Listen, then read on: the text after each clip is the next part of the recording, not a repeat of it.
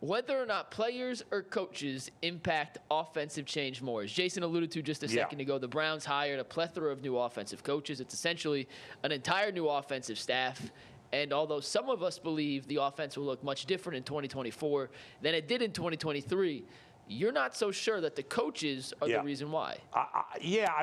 I think it's more about the players than the coaches. Everybody thinks, and the general census is, and maybe I'm wrong, that, well, you got a new offensive coordinator and a number of new coaches, so they're going to make significant changes to the offense. The assumption was when Dorsey came in that he would be the play caller. At this point, we don't know for sure. And if he is, maybe it will change.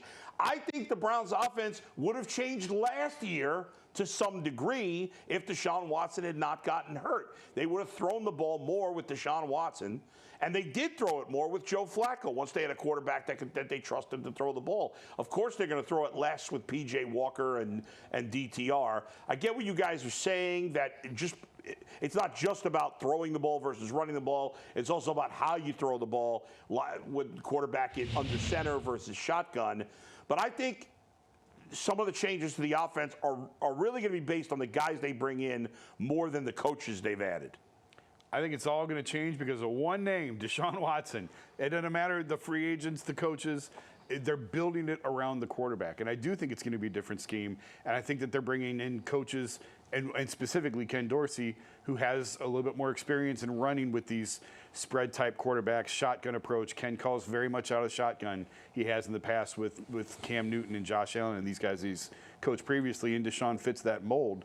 So anyone that you see sign on the offensive side, I believe, comes with the question of how does this person fit around Deshaun Watson? We are bringing this person in because it fits around Deshaun. We are building this offense around Deshaun. We are bringing in the offensive coordinator because he better fits with what Deshaun likes. All of this is surrounded by what puts Deshaun in the most comfortable position to have success this year. I agree with Jason. If it was not about the coachings and moving guys around, then Alex Van Pelt would have still been here, right? We would have kept Alex Van Pelt, ran a little variation. But last year we were sold a bill of goods that said this offense is going to be different. All we saw was Elijah Moore getting end arounds for the first half of the season. That didn't work. We talked about this vertical threat. That was non-existent. And so what I think they did is they went in and made a conscious effort of saying, let's get new guys, some new blood, and a new atmosphere and a new thought process, starting with Ken Dorsey and throwing the football and throwing it the way we want to throw it to be successful in the league. I look around the rest of the league, and Jason talks about it a little bit too. Easier throws, easier using motion. Go watch the Rams, how they use motion to get easy throws and to get mismatches. The Browns were the least motion team in the NFL when you look at from motion and moving guys around. I think that they'll be somewhere at the top of that list this year. And I definitely think the coaching staff will trickle down and make Deshaun Watson a more, I would say, a bigger threat in the run game as well as the pass game with some of the new concepts. Despite the lack of motion, the offense worked very effectively with Joe Flacco. Yeah. And, I guess had its moments with Watson, but ultimately the quarterback play wasn't good enough. And yes, I think the coaching changes signal a change on the offense. I just don't know if it's going to be as dramatic as you guys think it is. We'll see. I mean, Deshaun Watson was in the shotgun what percentage of the time last year, Mike? Refresh my memory. According to an article that Jason actually put out, it was about 66%.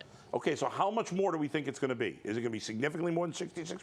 Is he going to be in shotgun 90% of the time now? I'd say 70, maybe 80. Yeah. I mean, if it is, then that is a dramatic change. Again, I've talked about this before. I talked to him after the Baltimore game where he broke his shoulder. Right. And he said, this whole under center concept is new to him. He wasn't complaining about it. He was just saying, I've never really done this before. He was constantly out of shotgun in Clemson. That's pretty much all they ran with shotgun. Houston, he was very much out of shotgun. So I would expect this to be 80, 90% shotgun. It is weird that if, the report was, who knows what's true, that obviously Deshaun Watson ultimately came to Cleveland because of the money, right? Yeah. The money was guaranteed. But it was said that he and Kevin Stefanski had this great conversation, supposedly. I was told that. Right? And for 45 minutes, they and then all of a sudden, 2 years later, he doesn't. I'm just like, what has happened? Is there something lost in translation here? between the two guys. Well, sometimes when you find out. Sometimes when you start dating people, you don't find out who they really are till 6-8 months down the road, and you say, "Oh well, we're going to have to tweak a couple of things, That's right?" That's why you should live together before getting married. Kevin very much believes in play action. Yeah. Like we saw that. That's how Flacco had so much success. Yeah. And I've got volumes of numbers to back it up. The success that they've had running off play action, that necessarily wasn't what Deshaun likes doing. So I think a lot of that's going to go, and a lot of the shotgun sort of, we talked about it during the YouTube show, Deshaun is at his best sometimes when the play breaks down and he can just go ball.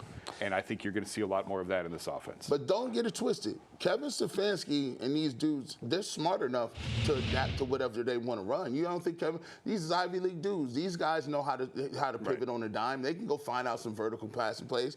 These guys are smart enough overall to tweak and still work in a collaborative environment. All right, guys, let's talk about another Browns topic here in the YouTube show. And if you're only watching us on Channel 3, let's say you're a loyal WKYC viewer and you're only on Channel 3 and you see us once a week or you're watching us for the first time, we are on for 2 hours every day from 11 a.m. to 1 p.m. every weekday, except for a few holidays. We are here talking Cleveland sports with you. We've got you covered. We got a variety of panelists in addition to the three of us. Jay Crawford, of course, who you see on Channel 3 all the time, and Tyvis Powell, plus Mikey McNuggets and Earl from behind the scenes are on with us quite a bit too, and Anthony. What I would say is if you haven't seen us on YouTube, maybe you're not, YouTube, I don't know, give it a shot. It's really easy. Just type in the Ultimate Cleveland Sports Show on YouTube and you get more of this content, 10 plus hours a week, so please join us. Speaking of the YouTube show, we all gave in that show earlier today, which you can go back and watch later, we gave our dream scenarios for the Browns in free agency. But now we got to get a little more serious. If there's one guy in free agency that the Browns got to add, who is it?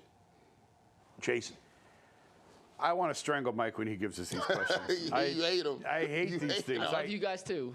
I hate these, like, give me a lock. The one guy, and it can't be a re-sign. It's got to be off another team. I'm like, I don't know. I don't have a crystal ball. I deal in reality, not Let's go. Deal in non-reality. Fine. Jacoby Brissett. That's mine. Whoa. How's that? How's that? Really? Yes, that's the name that I'm giving you. That is stunning. I know it is, because I was the one saying roll with DTR.